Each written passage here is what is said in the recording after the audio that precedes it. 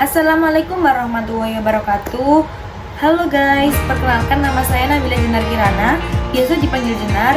Saya dari Prodi Manajemen Dakwah Fakultas Dakwah dan Komunikasi Universitas Islam Negeri Sunan Ampel, Surabaya. Ini kita akan membahas mulai dari bab 1, yaitu tentang fikih dakwah di antara fikih-fikih lainnya. Apa sih fikih dakwah itu? Fikih dakwah memiliki dua arti, yaitu ilmu fikih dan ilmu dakwah.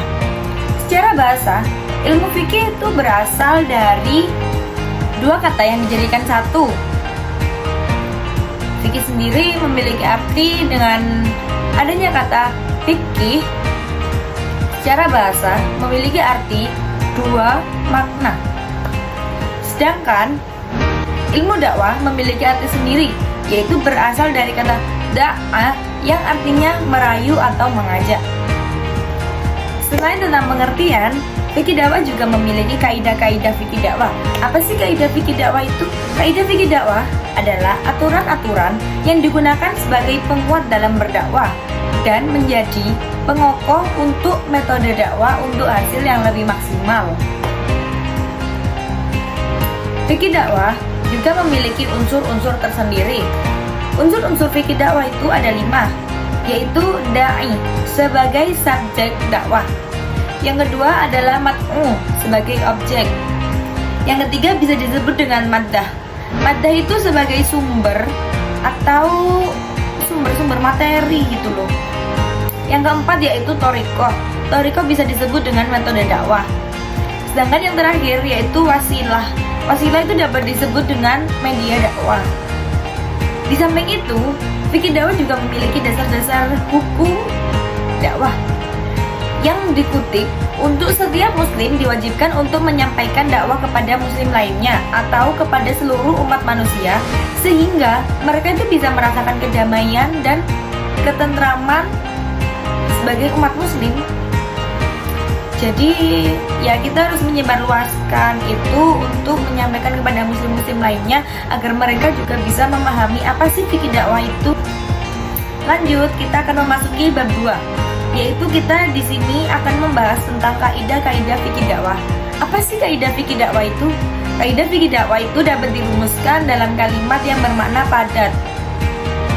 Mana padat dalam kaidah fikih dakwah itu dijelaskan di ayat Al-Qur'an dan sabda-sabda Nabi Rasulullah SAW di Quran surat An-Nahl ayat 124. Di samping itu, dakwah juga memiliki metode-metode dakwah loh guys. Kalau kalian tahu, metode dakwah itu bisa diikuti dari cara Nabi waktu berdakwah. Kita bisa mengikuti cara Nabi berdakwah waktu itu, dan sikapnya yang lemah lembut itu dalam hal berdakwah itu bisa melelehkan seluruh umat jika dia tuh keras kepala gitu loh. Ya, dari dakwah ada 3 strategi yang dikutip menurut Al-Bayyuni tahun 1993 di halaman 203 sampai 219. Yaitu strategi yang pertama yaitu strategi Santismentis, yaitu Al-Maj'ud Al-Adfi. Yang kedua yaitu strategi rasional. Dan yang ketiga adalah strategi Indarawi. Sebagai kaidah-kaidah dakwah yang sebelum-sebelumnya, kita disambut juga dengan mitra dakwah. Apa sih mitra dakwah itu? Nah, mitra dakwah itu dapat dipandang dari sudut pengetahuan dan kesadaran dirinya masing-masing. Yang dikutip oleh Imam Al-Ghazali, yaitu membagi manusia menjadi beberapa mitra. Nah, manusia itu ada 4. Apa sih mitra dakwah itu? Kalau disebut mitra dakwah itu orang yang menerima dakwah tersebut. Ada 4 jenis orang. Yang satu, orang yang mengerti dan mengerti bahwa dirinya demikian adalah orang yang pandai. Nah, apa sih orang pandai itu? Dia itu mengerti, cuma dia itu nggak mau mengaplikasikan pengertiannya tersebut, gitu loh. Yang kedua, orang yang mengerti dan tidak mengerti, namun tidak mengerti jika dia itu mengerti. Jadi dia itu tidak ngerti kalau padahal dia itu paham apa yang seharusnya disampaikan, dia itu paham, cuma dia itu nggak mau mengasih tahu kepada orang-orang lainnya gitu guys.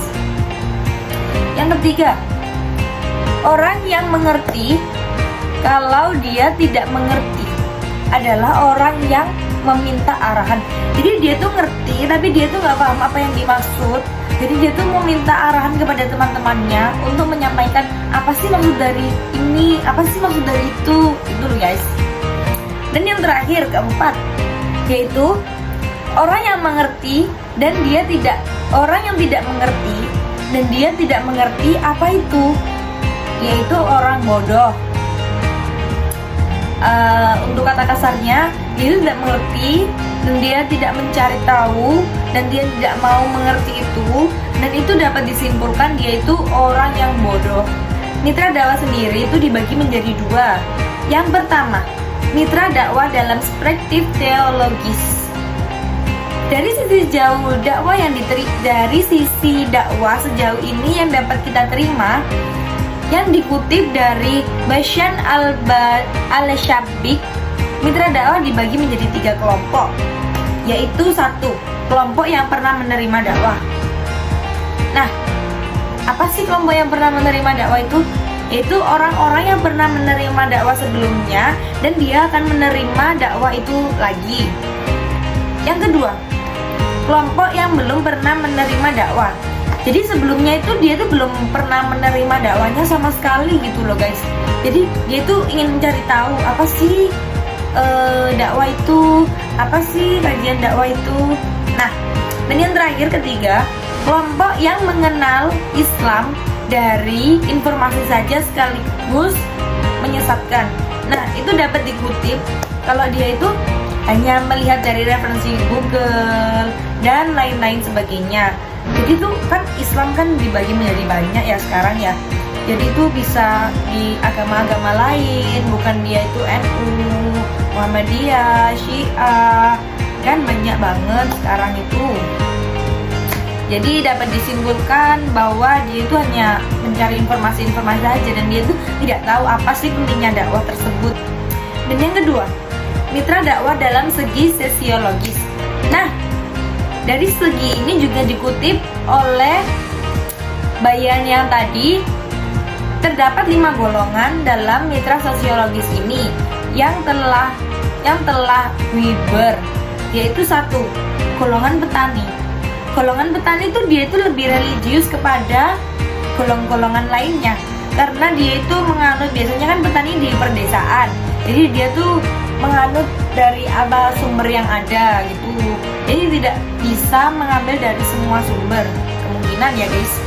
Yang kedua, golongan pengrajin atau pedagang kecil.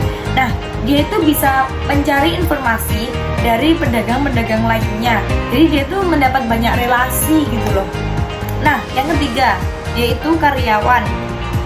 Nah, dia di situ itu mencari tentang keuntungan dan kenyamanannya saja. Yang keempat, golongan kaum buruh, yaitu dia menyuarakan kebebasan atau pendapat, masukan-masukan untuk pendakwah tersebut. Yang kelima, golongan elit atau hartawan. Apa sih golongan elit itu? Nah, yaitu ke arah yang lebih santai, lebih rileks, lebih ke zaman modern dan tidak mengerti apa sih mitra dakwah itu. Nah, dapat dikutip dari Jalalaidun dan Ramayulis pada tahun 1993 di halaman 130 sampai 131.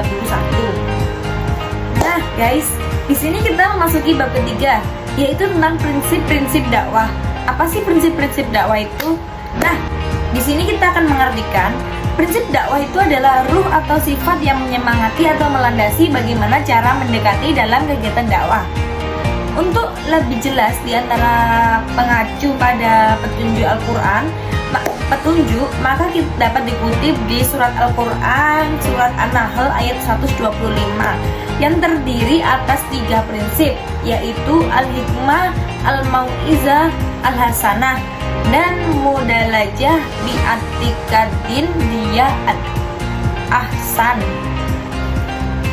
Nah, alhamdulillahirrabbilalamin, sampailah kita di penghujung acara, yaitu tentang kesimpulan.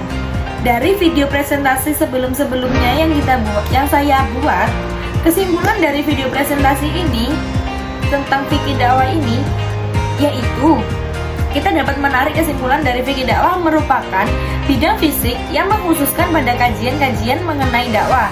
Dalam penyampaian dakwah, seseorang tidak asal menyampaikan sesuatu karena dakwah memiliki fikih dan aturan. Jadi tidak semua orang itu bisa menyampaikan dakwah ini, karena dakwah itu kita harus memiliki wawasan yang luas. Dan dalam perkembangan fikih berkembang menjadi bidang-bidang yang lebih spesifik.